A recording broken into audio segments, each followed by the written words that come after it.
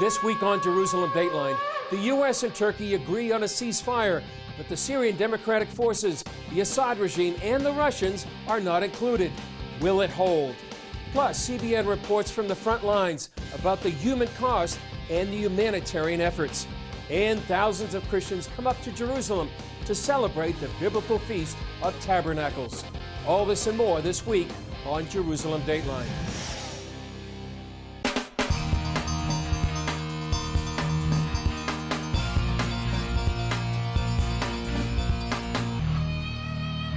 Hello and welcome to this edition of Jerusalem Dateline. I'm Chris Mitchell.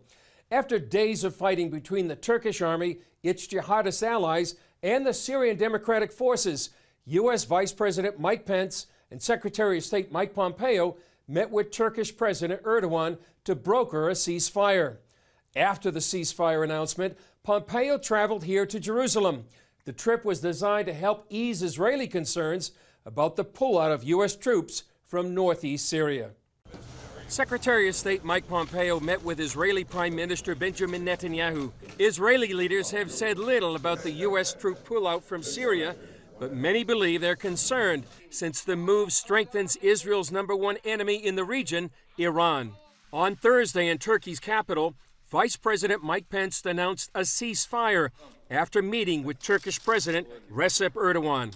Today, the United States and Turkey have agreed to a ceasefire in Syria.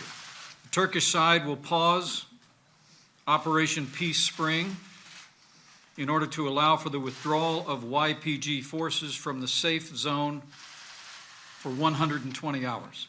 But Turkey and the U.S. seem to have different views on the agreement.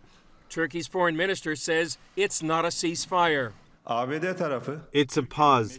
This is not a ceasefire. Taking a pause doesn't mean that our forces there are going to withdraw. But fighting continues in some parts along the Turkish-Syrian border. The Syrian Democratic Forces, the SDF, issued a statement that said they would do everything they can to observe the ceasefire, but rejected any occupation by Turkey of Syria. According to the SDF, it only applies to the areas that the Turkish invasion now controls.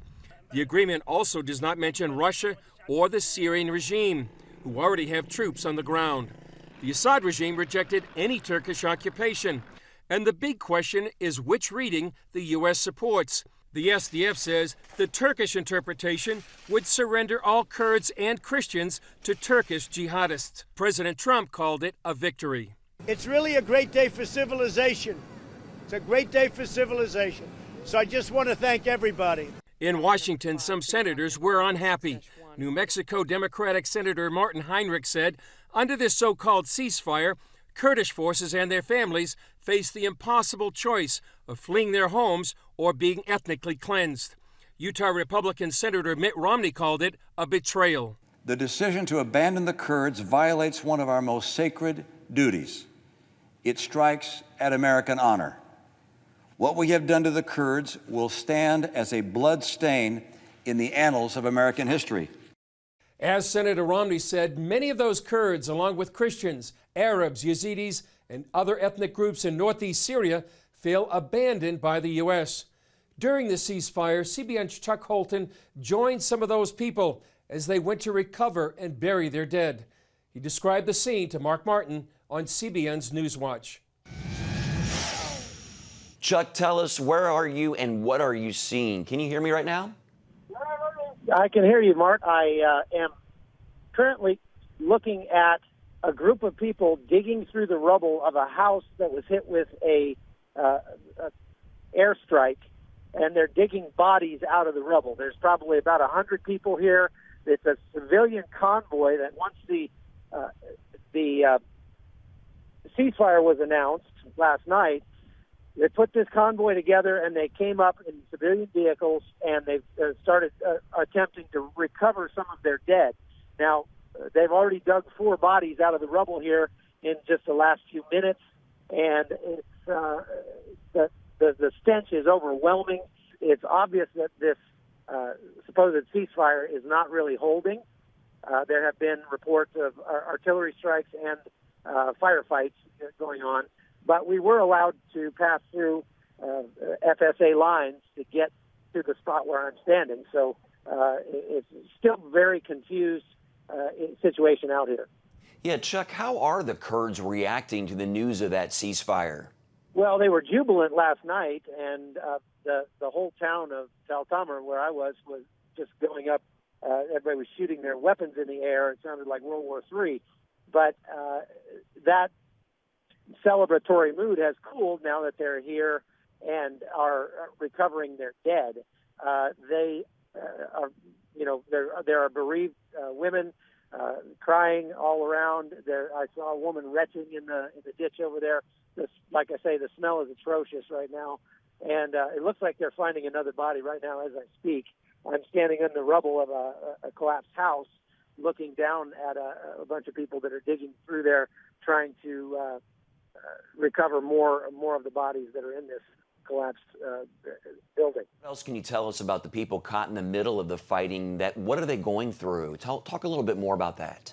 Well, everyone we talk to feels so very betrayed by the United States, and they're very upset, very sad about that.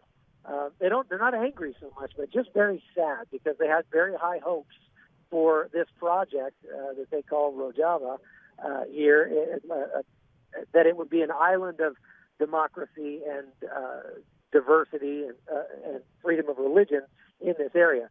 We've talked to a lot of Christians. Many of them are very fearful of Assad's forces coming into this conflict because for some reason that I had not understood before, Assad's forces, they say, are pressing into service any band of military aids that they come across, and these guys don't want to serve in the Syrian army. So many of them are trying to escape to Iraq or wherever they can go to get away from the Syrian forces that are also very close by. Okay. All right, Chuck Holton, thanks so much for that report. Stay safe. As you can see, the war has created a humanitarian crisis.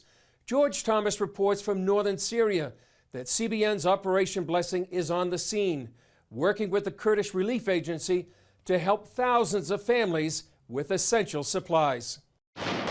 This is George Thomas in northern Syria. Talk of a 5-day pause in the fighting here is doing little to calm Mohammed Suleiman's nerves. This was the scene in his hometown of Ras Al Ain Wednesday, as Turkish-backed jihadists made a new push to take control of the strategic town. I'm so old I don't even remember how long I've lived there. Maybe 30, maybe 40 years. I cannot believe what's happening in my hometown. Some 300,000 Syrian Kurds have been on the move since Turkey's invasion last Wednesday, most escaping with little more than the clothes on their back. People in Syria are suffering a lot because the Americans sold us for £0.50 and the Russians sold us as well. Why must the Kurds always be subject to genocide? CBN's Operation Blessing is partnering with Kurdish relief agency Barzani Charity Foundation to help thousands of families with essential supplies. Since yesterday, we have distributed 5,000 food parcels, 20,000 blankets, 5,000 hygiene kits, hundreds of thousands liters of water, and baby formula with baby diapers. Within hours of Turkey's invasion, Barzani Charity Foundation initially thought about setting up 2 positions right on the Syrian-Iraqi border, thinking that all of these Syrian Kurds would come to this center looking for help. They didn't. So instead, they decided to come right into the conflict zone and right here into Syria. In Hasaka, close to the conflict zone, all of the city's 40 schools are now shelters for those escaping the fighting. This week, Operation Blessing and Barzani Charity Foundation took urgent supplies to several of the schools. While the majority of the international NGOs have left, you came bringing your aid, and that gives me hope that there are people who still care for us. 30 semi-trucks filled with critical supplies made the dangerous journey close to northeast Syria's front lines, delivering much-needed relief and hope. Despite the risks, Barzani Charity Foundation says it will be the first of many such trips to the region. George Thomas, CBN News, Kamishli, northeast Syria. Coming up, U.S. Senator Lindsey Graham and CBN founder Pat Robertson discuss the crisis in northeast Syria.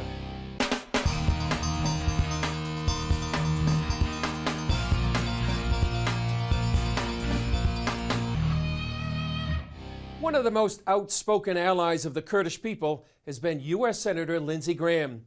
Before the ceasefire, he joined CBN founder Pat Robertson to discuss the crisis in northeast Syria. Pat, you've done a great job. To your viewers, if we are not praying for the Kurds, we should all be ashamed of ourselves. It was the Kurds who worked with the American military to destroy ISIS. If we abandon the Kurds, it will be dishonorable. It will be a disaster. So Erdogan invaded Turkey. He has, Syria. He has created a vacuum for ISIS to come back. The Kurds cannot fight Turkey and control the 10,000 ISIS prisoners. I am looking to President Trump to change this. I will do anything I can to help him, but I will also become President Trump's worst nightmare. I will not sit alone on the sidelines and watch a good ally of the Kurds be slaughtered by Turkey and watch Iran move into Syria and become another nightmare for Israel. This is a defining moment for President Trump. He needs to up his game. Well, I have suggested that there be a Trump declaration like the Balfour Declaration to say there's a homeland for the Kurds, let's give them a country. Is that too much to hope, or am I exceeding my bounds here? Well, your admiration for the Kurds is well justified. That's probably not the play right now. The play right now is to stop the slaughter. If they move into Kobani, if Turkey moves into Kobani, you're going to have an atrocity worse than ISIS. What does the average American care? ISIS is an enemy to mankind. They would kill everybody listening to this broadcast because you're an infidel. They're not going to surrender. If you think you can leave the Mideast as an American and we'll be safe, that's crazy. If you think Russia and Iran is going to take care of U.S. interests, that's insane. So the reason I like the Kurds so much, they destroyed the caliphate, but there's 20,000 ISIS fighters. If they come back, they're coming here. And the only way to be safe here is to have some of our troops partnering with the Kurds. And finally, it would be so dishonorable for this country to abandon the Kurds. And the Iranians, Pat, are ready to move into Syria to take the oil fields, and that would undercut everything President Trump has done to contain the Iranians, and a nightmare for Israel. Lindsey, you have understood this situation, and I think we both have, and we're both grieved when you think of, for example, that Kirkuk oil. That is one of the biggest oil deposits in the world, and of course, we're going to give that up and say, no, you can't have it? So here's what I talked to Mesloun last night. He's the leader of the Kurdish military. I'm going to try to get him on your show. Okay. You need to hear how desperate he is. He doesn't want to partner with Assad. Partner with Assad is like partnering with Iran. But he has no choice right now. We have left him high and dry. And when I hear President Trump say, let's just get out of the Mideast, we'll be fine, that's Elizabeth Warren politics.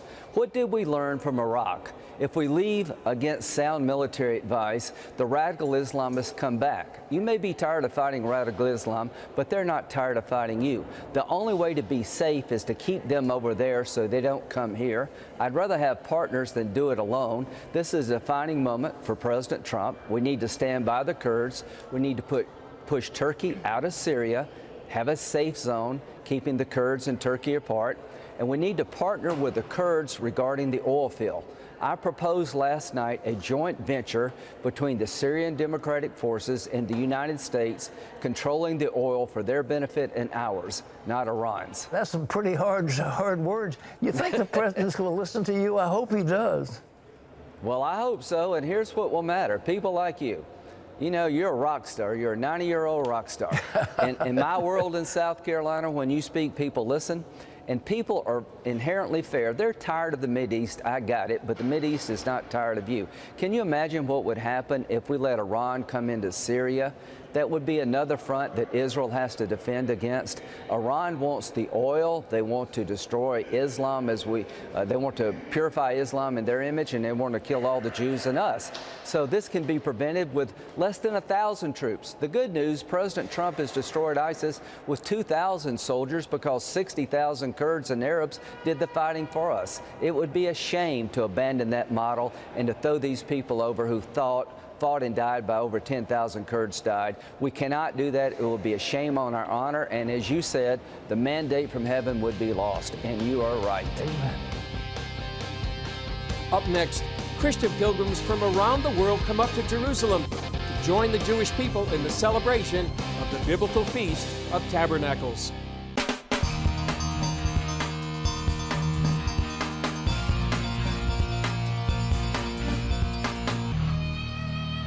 Israel is celebrating the biblical feast of Sukkot, and thousands of Christians from around the world have come to Jerusalem to see prophecy fulfilled and attend the Feast of Tabernacles celebration.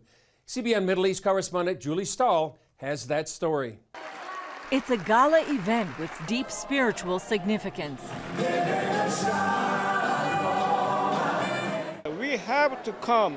Gentile Christians should come to Jerusalem at the Feast of Sukkot. This is the 40th Feast of Tabernacles celebration of the International Christian Embassy, Jerusalem.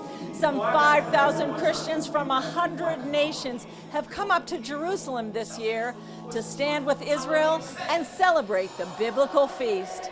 A lot of people from all these little Pacific islands, the Cook Islands and Samoa and Fiji and all, large groups that are flying for like 18 hours to get here. We had a special delegation this year from Egypt at the Feast of Tabernacles in Jerusalem. ICEJ spokesman David Parsons said the work of the ICEJ goes beyond the feast. From the founding of the Christian Embassy 40 years ago, we became involved in Aliyah work, helping gather the Jewish people back here to the land of Israel.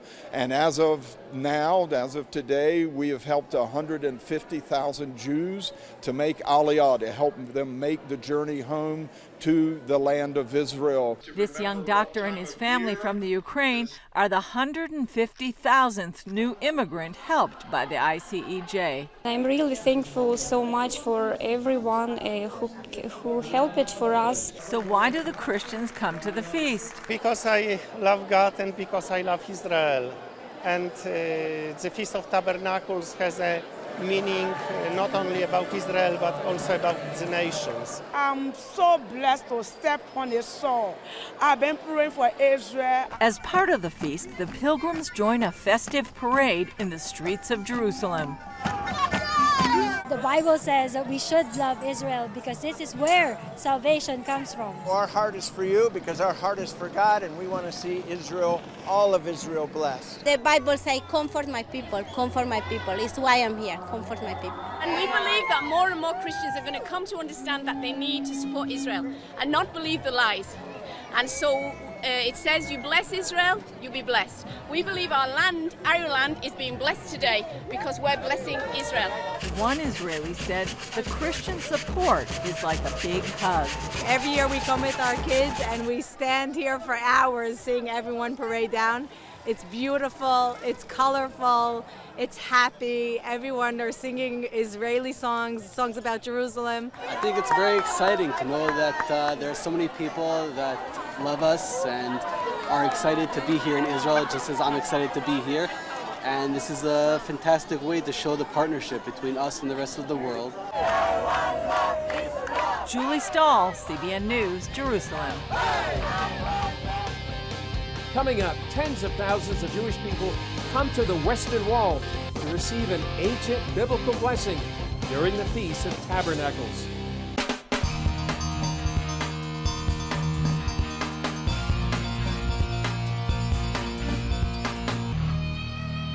Also during Sukkot, Israelis and Jews from around the world packed the Western Wall Plaza during the Sukkot holiday. As CBN correspondent Julie Stahl shows us, they came to participate in an ancient biblical tradition. Masses of Jewish people streamed through the old city streets to reach the Western Wall. They came for the Birkat HaKohanim, or priestly blessing, during the biblical holiday of Sukkot. We've been coming here for thousands of years for this special day. The priests from all over the country come to the Wailing Wall to bless the Jewish people, and we feel it incumbent upon us to come here and receive those blessings. Really, really fabulous for me, for my family, to come here, to be inspired by seeing hundreds of thousands of Jews together. It's amazing. Really, really amazing. In the book of Numbers, God commands Moses and Aaron to bless the children of Israel. The Lord bless you and keep you. The Lord make his face shine upon you and be gracious unto you. The Lord lift up his countenance upon you and give you peace.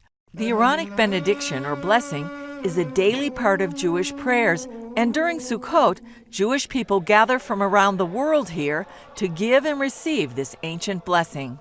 Jewish men believed to be part of the priestly line come to bless the people of Israel. We are gathering here to, shake our lulav and a sorghum, which I have in this case over here.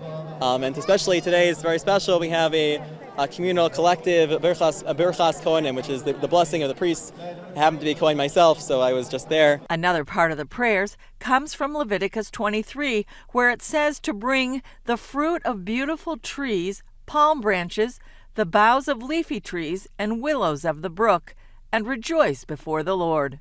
That's why they wave the palm branch, citron or etrog, willow, and myrtle branches.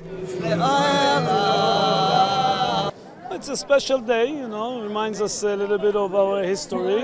The closest as we can be to 2,000 years ago, where we had the temple and we could have come. Some say the more that come to bless and be blessed, the better. And this is one of the holiest blessings that we can get from the priests, and at one of the holiest places. We want to just take every opportunity we can get in the Holy Land, so that's why we're here. Is this your first Birkat HaKohanim? Yes, it is. Julie Stahl, CBN News, the Western Wall, Jerusalem. It is a remarkable experience to be at the Western Wall for the priestly blessing. Today's program is a difficult combination. First of all, the human suffering not far from here in Syria, and then the celebration of the biblical Feast of Tabernacles. So with our wishes for a happy feast come a plea for prayer for the men and women, boys and girls, caught in the crossfire. CBN News has met and reported on a number of those in northeast Syria now caught in the crossfire. They're enduring a horrific crisis and asking for both prayer and physical assistance.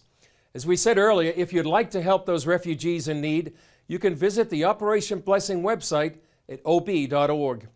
Well, that's all for this edition of Jerusalem Dateline. Thanks for joining us. Remember, you can follow us on Facebook, Twitter, Instagram, and YouTube. I'm Chris Mitchell. We'll see you next time on Jerusalem Dateline.